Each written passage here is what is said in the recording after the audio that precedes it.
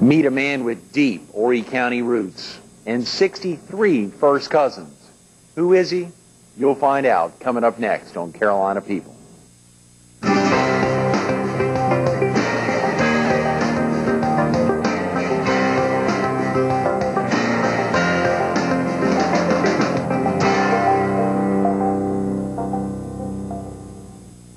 Good morning. Welcome to Carolina People. This morning we're at the Fox 43 studio in Myrtle Beach. We're focused on someone who spent almost their entire life in Horry County, Nelson Hardwick of Hardwick and Associates. Good morning, Nelson. Good morning, Greg. Thanks so much for being with us this morning. Incredible to think about someone who's seen all the development changes, not only in this side of the county, on this side of the waterway, but also the northwestern side. Am I correct? You grew up on the northwestern part of the county? Yes, just north of Conway, between Bayboro and Gallant's Ferry, a little family farm. Mm-hmm. Well, born and raised. When you think about family history, can you trace back how long the family's been in that part of the county? 200, 300 years somewhere. There's not much history beyond 1800s, but I think I've got 12, 14 ancestors that were in Horry County in the 1790s. Is that right? Were they farmers then? Yeah, most assuredly, or turpentine farmers were farmers. Mm-hmm. Yeah. Mm-hmm. Did your parents have a farm? Yeah. Yes. You worked on the farm? Yes, sir. What was that like, Nelson, growing up on a farm? Well, it was interesting. It was hard work. They got you up in the morning to feed and do a few little chores before you went to school, and when you got home, you changed clothes and went out in the fields and helped out. Mm-hmm. Were you from a pretty large family? I have three brothers. And in our family, but we lived in a neighborhood where when you pull down the lane, uncle on the left, uncle on the right, grandmama, uncle, and distant cousins. But everybody in that community was related in some way, shape, or form. Have your brothers stayed in the area? Yeah, all three of them. I have a brother that works at Grand Strand Water and Sewer, brother that works at Horry Electric, and my youngest brother is at home, still on the family farm. That's fantastic. Do you have many cousins in Horry County? Well, most of them are in Horry County. Most of them are in the PD. I think one family moved up to Columbia. Probably 3 or 4 cousins are up in Columbia, but the rest of the 63 are in the PD area. Come on, 63? Yeah, 63. 63 first cousin? First cousin. Oh, come on. No, really, my dad came from a family of 9, my mother from a family of 13. And I have 33 on my dad's side and 30 on my mother's side.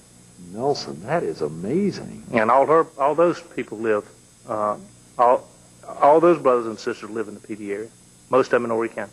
That's amazing. When you were growing up, did you all get together for family get-togethers? Oh yeah, always a family reunion, always something going on. In fact, we still get together. One of the most fun times we have now is Easter egg hunt. We've got an Easter egg hunt that my grandfather started when his kids were small, and I think it's been going on about 70 years, as best I can tell from my aunts and uncles. 70 years an Easter egg hunt? It gets bigger every year. I think we hid 30 dozen eggs last year and found probably 28 dozen. Yeah, so there's still a couple dozen out there. Where's that held, Nelson? Is it a secret? No, it's between Bayboro and Gallant's Ferry. Well, that's probably a secret to a lot of our viewers. As you know, the bulk of our viewers are within the PD or southeastern North Carolina, Robinson, Scotland, Columbus County. So there's probably a lot of folks who aren't familiar with Horry County. Is geographically a huge county. Yeah. It must be one of the biggest on the East Coast. When we think about Gallant's Ferry and Bayboro, Gallant's Ferry is that area coming down from Florence on 501 that you cross through. And Bayboro is... Bayboro is on Highway 410. There's a road from Bayboro to Gallant's Ferry. That was one of the kind of major trails, and it's the hotbed of politics, I guess, in that area. Gallant's Ferry has their stumps, but Bayboro always had the Phillips were out there, and always some politics going on at the magistrate's office and that sort of thing. And we kind of in between. We were.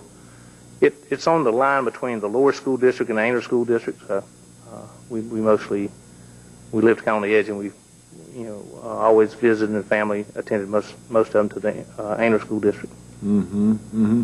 You mentioned your younger brother has stayed on the family farm and is in farming. Has that fueled an interest with any of your other cousins around the area? I mean, are a lot of folks in the farming industry?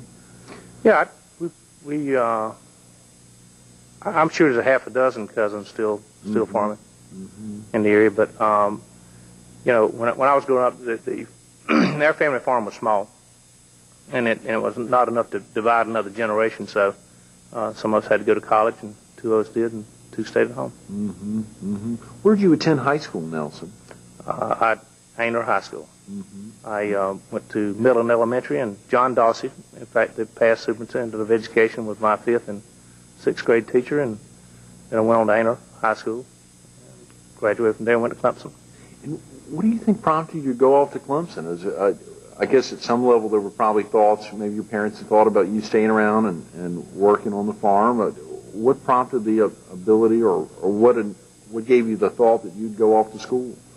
Well, probably John Dawsey in the 5th and 6th grade. He was telling my parents I had the ability to probably attend college and make me do my homework and that sort of thing. So I did. And when I was getting in the 12th grade, we took the SAT exams, 11th and 12th graders, and when it got time to start making applications, they sent you into the counselor's office, and there was Wayne Floyd was counselor at Ainer, and he said, "Well, son, what you want to do? Go to college?" And I said, "Yes, sir, I just want to go to college." They've been telling me that for years, and he said, "Do you have any interest?" And I said, "No, sir. I don't know, maybe engineering or something." And he said, "Well, I looked at your grades, and you did well in math and chemistry and your sciences." He said, "I got a brother-in-law that is a chemical engineer, and he makes a lot of money. You might want to do that." And that interests me a little. I haven't grown up on a farm to make some money for a change, and so I filled out one college application to Clemson University and went up for orientation the week before and enrolled. Myself and 4 other guys from Ainer. And that advisor, you said, was that in 9th grade or 10th grade? That thought, or was that even later? That was right there as you were wrapping up high school. The guy who said his 12.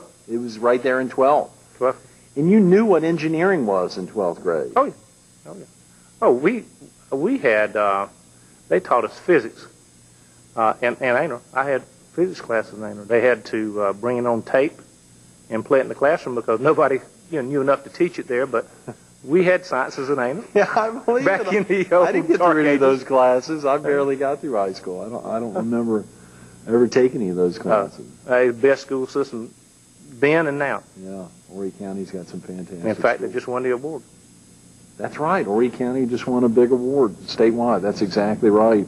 Well, so the prompting to major in chemical engineering there at Clemson was probably tied into this guy's cousin or uncle? Yeah. Oh, yeah. That's a fact. I mean, he said I didn't have a preference. I just knew I needed to go to college. Right. And he said, "You have the ability to do this." And I took him at his word, and I enrolled and finished in 4 years. What was it like being up in the upstate? I mean, had you traveled up there much growing up, or had you ever been up there before, going up there a week before school? I'd taken a load of loose leaf tobacco one time before to Valdosta, Georgia. Right. And that's as far south as I'd gone. I'd gone to Laurinburg, North Carolina, as far north as I'd gone, and Clemson in 1969 was as far west as I'd gone. That's amazing, Nelson. That is amazing. And then to think about committing 4 years of your life, and of course at 18, 17, 18, I mean, those are such big years. Such big years. It's amazing to think that you'd go that far away from home. I guess you didn't even contemplate schools around the area after you heard that chemical engineering can make good money. Well, things have changed a lot, I think, in families. When I grew up, and I can say probably for most of my cousins, it was a hard life on the farm. And everybody was talking about, as soon as I get out of high school, I'm leaving. I mean, I'm getting away from this hard work. I'm gonna get me a public job or something. But working on a farm is not something you look forward to particularly. And most of us want to get away. Whereas nowadays, with my family, they want to stay with you. I mean, you talk to anybody, they're saying, "How do we get the kids out of the house today?" And I tell you how to get them out of the house. Start a family farm, make them work hard, they'll leave. Ah, listen to that. That's really. That's great. That's great. How about after Clemson? Where'd you first land after getting out of Clemson?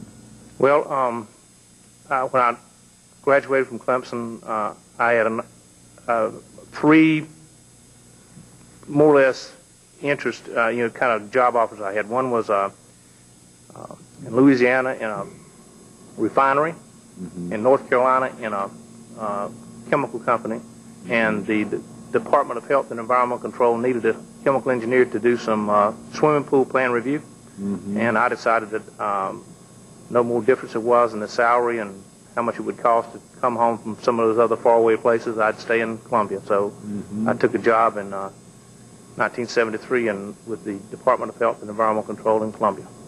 Well, how does the Department of Health and Environmental Control, and so many folks know of that as DHEC, how does DHEC affect our daily lives, Nelson? Well, DHEC was, prior to 1973, DHEC was merged by two groups. Pollution Control Authority, which was the state, kind of state agency that paralleled EPA, and the Board of Health, which had your nurses, your sanitarians, people who issued septic tank permits, and they had an engineering staff of about 30 in 1973. And I guess Pollution Control probably had 120 or so employees, and they were trying to merge the governments together, and so they merged just probably a month before I got there into South Carolina Department of Health and Environmental Control, known as DHEC. And some of the projects that you worked on, arriving there in 73, what would be some of the projects you got really active with? Well, when I got there, I was planning on reviewing swimming pool plans, but they were doing a lot of investigation on the Superfund dumps, a lot of the chemical waste that were abandoned in various countrysides, and so a gentleman named Bill Stillwell was trying to grow the solid waste division, and he hired me and wanted me to work with a gentleman that he had hired from EPA, and he and I traveled the state looking for sites where people had disposed of chemicals in 55-gallon drums, and we'd test them and take notation of where they were. And probably 5-10 years later, they came around with the Superfund and started cleaning up some of those dump sites. But while I was with the Solid Waste Authority, it wasn't just chemical. We visited every landfill in the state. I saw that first year I was there, and ate at every prison camp that served fried chicken. I'm sure that was a big time. You were traveling with Bill Stillwell. Yeah. Yeah. Well, that must have been amazing. It was a lot of fun. All over the state. Yeah. And not long thereafter, you worked in the field before going back to Clemson. What prompted that return to Clemson? Well, I worked up there for a year, and then I had I got to know Mr. John Jenkins, who was the Deputy Commissioner for Environmental Quality Control, and I'd ask him when I went to work there within the first couple of weeks while we were eating some barbecue over in Lexington if he would allow me to come back to Horry County. And he said that he'd think about it. And so when there was a job open up as assistant director here in Horry County, assistant engineer, they gave me the job, and I moved back to Horry County in 74 and worked with Ron Tata, who is still the district engineer for DHEC. That job doesn't open up very often, you understand. Oh, wait. And when I left 2 years later to go back to Clemson, a guy named Terry Boyd got my job, and he's still working there today. That's amazing. Back in 77. Yeah, I left in 76 because I graduated. I got a master's degree in 77 in environmental engineering. Now, I didn't ask earlier. I'm sorry, Nelson. You have family in the area. Yes. I mean, married, children. Oh, yes, I do. I have my oldest daughter's married. She has two daughters. She lives in Deerfield. My son, who works with me as an engineer, he lives over in Carroll-Pines, and he has a son. And then I have a youngest daughter. She's in radiology. She works for a doctor in Carolinas Hospital in Florence. And she has a daughter that was born back in January. So family's still here in the PD. Yes. And when were you married, Nelson? We got married freshman year in college. Is that right? Your wife Marty was up there as well? No, she was in fashion design in Atlanta, and we would go back and forth and got tired of that. How did y'all meet? Greg, I met her when I was 14 Oh, no. in Mullins. I was going out with some of my older first cousins and some friends, and we'd been over there a few Sundays and met a lot of nice-looking young ladies, and some guy offered to take me to meet the prettiest girl in Mullins, and I took him up on the offer, and we were riding down and turned down this street, and he said, she lives right here in this house, and I said, well, if you know her, stop and introduce me, and he said, well, she's not home, she's next door, and so when we got to the stop sign, I walked back and asked to speak to that young lady, and she was not as pretty as he had made her out to be, but Marty was there, and she was the prettiest girl I ever met. Oh, wow. That's a great story. That is a great story. And that was, you were 14 then? Yes. That's amazing. That's amazing. And so she went off to Atlanta when you were up at Clemson, and then you all married. Golly, so your children were they all on the scene, I guess, or close to all being on the scene when you were first with DHEC and here in Horry and then heading back to Clemson? When we graduated, she and I from Clemson, we had two children. Nada and Ira both were born while we were at Clemson, and then a few years later, Melissa. That is fantastic. And how about following graduation with a master's degree? Did you come back to Horry?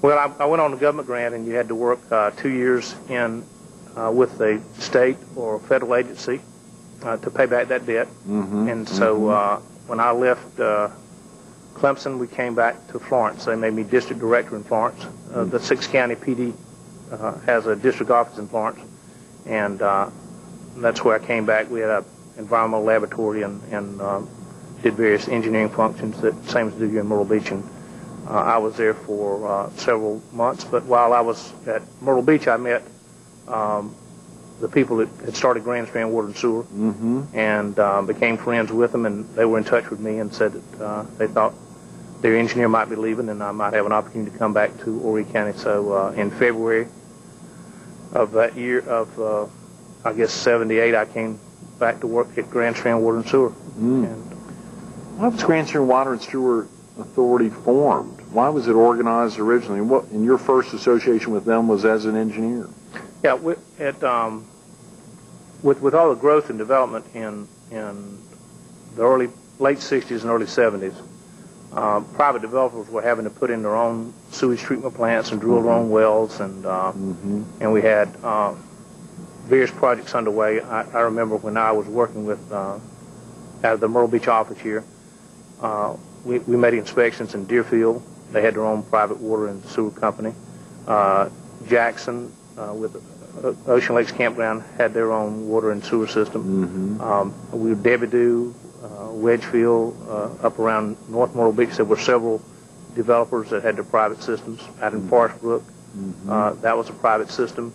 Horry Georgetown Tech had a private system out there, or public operated system. And with the proliferation of all those sewage treatment plants that were small, and they were causing problems because they were high maintenance, and it's hard to find people that would operate and take care of them like they should, since the developer's main focus was on developing and selling and building. And so DHEC worked with the county, and Horry County wasn't interested in getting into the water and sewer business, so the legislature created special purpose districts, and Grand Strand Water and Sewer Authority was one of them, and they were formed in the early 70s. And they were just beginning to operate when I came down into Myrtle Beach in 74. Now, after you left Grand Strand Water and Sewer Authority, what year? In 1980. In 1980, you set up your own company. Well, in 80, I went to work for a group of people out of Tennessee that had bought Deerfield Plantation from Dr. Platt.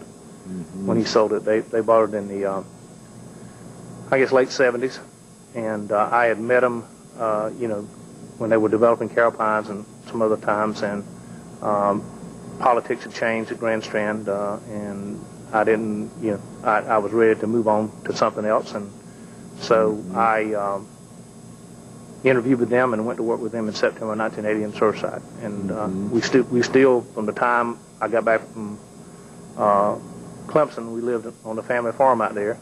And then in 81, we moved over to Surfside Beach. my family and stuff, and it was kind of an experience for my kids. They didn't much care for leaving the country to move to the big city. Yeah, right. And Surfside Beach was the big city in '81, I'm sure, juxtaposed against the and that's where home is now, Nelson. Yeah. Surfside Beach. You've been there since '81. Yeah. 22 years straight. Yeah. That's fantastic. That is amazing. So the prompting to begin your own company was after leaving Deerfield, or?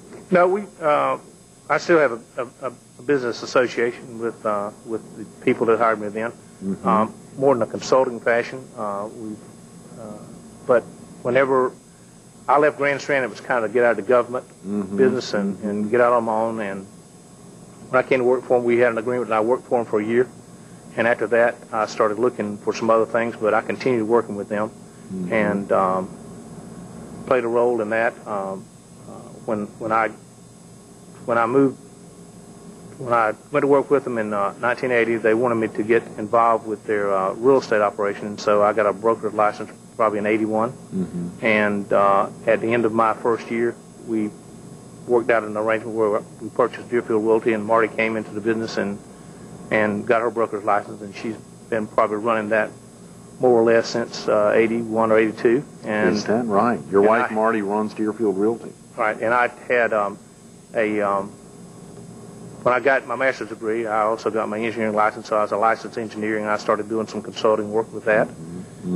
I'd met some different contractors while I was at Grand Strand and DHEC and construction business, decided to get involved with it. And myself and a partner opened up a company probably in '83 or so, and we built some apartments. And it was one of the first things we did, and then we got into water and sewer and underground utility business, and we did that for probably the next 10 years. So this was a construction company? Yeah. But Hardwick and Associates is the engineering consulting company. Right. Who works with you in that? Barry Green has been working with me for probably, 16, 18 years. And my son, since he was in high school drafting, and he went to the Citadel and got his engineering degree, and he's back as a full-fledged engineering training, and I hope that he'll become licensed shortly. Yeah, that'd be great. You've been associated with other businesses on the South Strand, Nelson? Yeah, growing up on the family farm with your uncles next door and all your cousins and that sort of thing, you very seldom did anything by yourself. You didn't build your own barn. You had barn raisins, and my dad always farmed with one of his brothers, and so it was I don't know, some fellowship involved with the family farm. And so when I came down here, I met some good people, and I partnered with them. We built apartments with one guy, met some other people, and we bought some property together, developed some property together, and so just got involved. Absolutely. Good upbringing there enabled you to really think about spreading out and keeping your hands involved in a lot of things. Yeah. How about the challenges on the South Strand? What are the biggest challenges facing the South Strand now? Well, we've started addressing probably one of the bigger issues we've had on the South End for a while has been stormwater. In '73, when I came down here, I was 74 when I came down here. You had to have water and sewer, but nobody did any drainage plans. So a lot of subdivisions would have very little in relation to drainage. But good engineering teaches you that you design your drainage first, then you do your sewer work, and then you build your infrastructure on top of that. And so we had a lack of planning and drainage for years. And a lot of the development, the biggest land area this side of the waterway is south of Myrtle Beach. Right. And we had a lot of developments happen there without, proper thought given towards drainage. So we've had some drainage problems, but in the last few years we've got stormwater fee enacted, and we're making tremendous progress in correcting some of the 30-year-old problems that have beseeched us there. But I think right now the biggest problem we have on the south end is trying to secure us a good evacuation route. We've got RIDE has provided some good access from North Myrtle Beach and Myrtle Beach, but the Sock's T area south, we are in dire need of a good evacuation route. I'd like to see that happen in the near future. Absolutely. That's a big goal. And, of course, the tie-ins with the new governor as well as the legislative delegation has probably made it a little easier to try to get to the folks. But the money constraints are surely a big deal. How about your thoughts about, I mean, when you talk about development, Nelson, the growth on the Strand, do you think it's helped the local economy? Well, it's allowed a lot of people to remain here in Horry County. I mean, I've got cousins that work with the Board of Education. I mean, my brother works for Horry Electric. If they hadn't been serving this area, I mean, he wouldn't have a job. My brother works for Grand Strand Water and Sewer Authority. If that had not grown, he couldn't work here. But the growth has provided a lot of farm boys, so to speak, and girls to stay in Horry County and work with the various entities that come in. Blue Cross Blue Shield provide a lot of good jobs here. Just a lot of Coastal Carolina's grown, Tech. We've got a lot of things here that have grown because of growth. Absolutely, Nelson. What do you like best about living in Horry County? I just love it. I mean, my family's been here for years. Just everything about it. It's a beautiful beach, great people, your restaurants. What else can you ask for? Absolutely. Good families, good food, good friends. What else you want? Nelson, when you think back, so many things you've been involved with, so many different areas, so many things you could do. If you weren't currently with Hardwick and Associates, what do you think you'd be doing? Well, like everything else, you need to find some way you can get involved and give something back. This community's been good to me, and I'm always looking for some way to help out, whether it be with the church or the Silver Star thing or Stormwater Committee. Volunteering for that. We just need to give back and begin to mentor younger people and that sort of thing. I've had some good mentors in my life, and I think that's what you have to do. And your biggest source of inspiration, Nelson, has probably been this family, good family, and good people that have slowed out of their hurried life and given you good advice on how to grow up. And thank God I had enough sense to sometimes listen. Inspired by good family. 63 first cousins. 63 first cousins. An amazing commitment, not only to Horry County, wouldn't live anywhere else. You heard him say it. Wouldn't think about being anywhere else. Nelson, thanks so much for being with us this morning. Thank you, Greg. It meant a lot. Stay tuned to more Carolina People coming up next.